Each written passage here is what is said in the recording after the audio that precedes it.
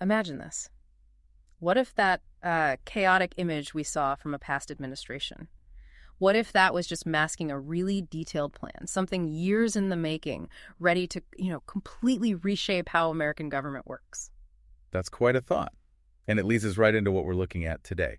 Exactly. We're exploring The Project, David A. Graham's book. It really digs into Project 2025. Which is essentially this massive blueprint for a potential future presidential term. Right, precisely. And it's not just ideas on paper, it's structured. We're talking a four-part strategy from people involved in a previous administration, all under the Heritage Foundation umbrella. 4 parts. What are they? Okay, so first, there's a super detailed policy platform, then a big database of people they could hire. Potential staffers, vetted and ready. Yeah. Third, actual training courses for these future staffers. And finally, a playbook for taking over the government machinery fast. Wow. So it's really about hitting the ground running, not just what they want to do, but how they plan to do it immediately. It's quite ambitious.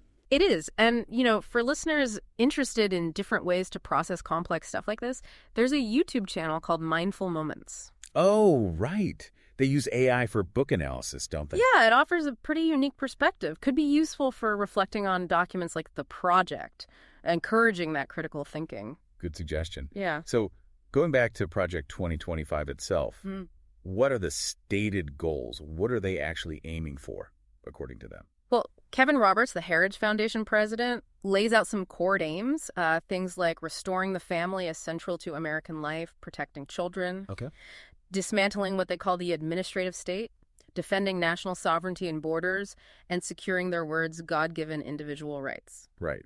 The administrative state point is interesting. That's been a theme for a while. It has. And what's kind of surprising reading Graham's book is this undercurrent.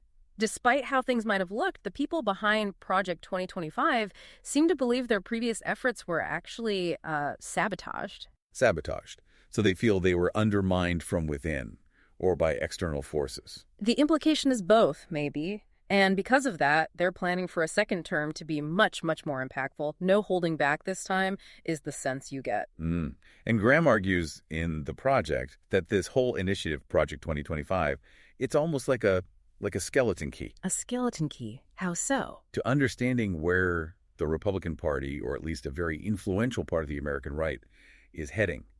Possibly even more important than, the agenda of any single candidate.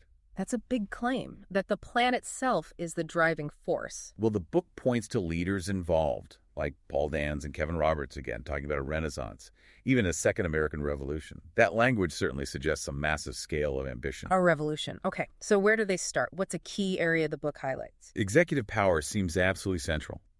The idea is really concentrating power within the presidency. How would they do that? Well, the project details plans for a big increase in political appointees throughout the government. And crucially, giving the president more power to fire civil servants' career staff. So potentially replacing nonpartisan staff with political loyalists more easily. That seems to be the aim.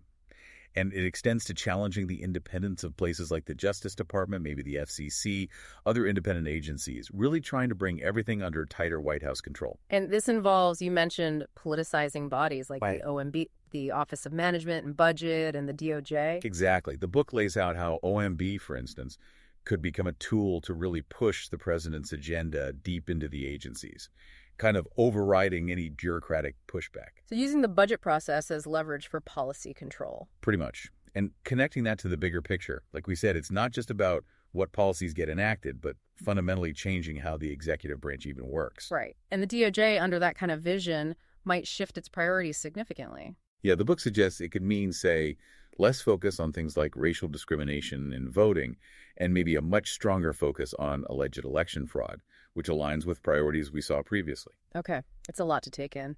And thinking about processing all this, resources like that Mindful Moments channel, or even just conversations like ours, hopefully help people engage with these complex ideas from different angles. Absolutely. It's important to have various ways to think through such significant proposals. So let's shift gears a bit. What about social issues? The book must cover Project 2025's stance there. Oh, definitely. Huge focus. There are major policy changes outlined regarding gender, family, immigration, the environment. Okay, let's take gender and family first. What's the direction? The direction is very much towards traditional norms. There's strong opposition to abortion rights, transgender rights, Graham points out how the framework explicitly uses fundamentalist Christian principles as a policy foundation. And does that extend into other areas like education or healthcare? Yes. Proposals suggest shifting funding away from public schools towards private and religious options. For healthcare, the vision includes dismantling the Affordable Care Act, potentially through privatizing Medicare and cutting Medicaid. Wow, okay. What about immigration? That was mentioned as a core goal earlier. Central focus calls for much higher levels of deportations, really strict border controls, and cutting back legal immigration pathways, too. So across the board on immigration. Yeah. The plan even suggests bringing back something like the Title 42 authority, the public health justification for expulsions, but triggered just by declaring a loss of operational control at the border. That sounds like it could grant pretty broad authority. Does the book touch on the potential economic impact of, say, mass deportations? It does. And it's interesting because while the proponents argue for less immigration, Graham notes that the project itself kind of acknowledges how much certain industries rely on immigrant labor. So mass deportations could cause some serious economic disruption. An internal tension there, perhaps? Seems like it. Then there's environmental policy. Let me guess. A shift away from climate action. A major shift.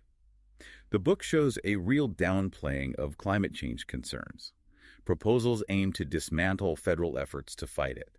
And there's very strong support for the fossil fuel industry. Any specific examples? One striking one is the suggestion to basically liquidate and privatize NOAA, the National Oceanic and Atmospheric Administration. NOAA. But they do all the weather forecasting, hurricane tracking. Exactly. But the rationale cited is concern about its focus on climate change, despite all its other critical functions.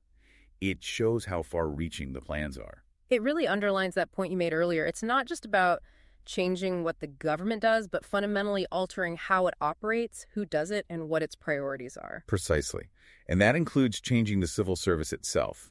There are proposals, like the revived Schedule F, which could make it much easier to remove career government employees and replace them. Schedule F, that was talked about before. The idea being to create a civil service that's more ideologically aligned. That appears to be the goal. To reduce potential resistance from within the bureaucracy to the president's agenda.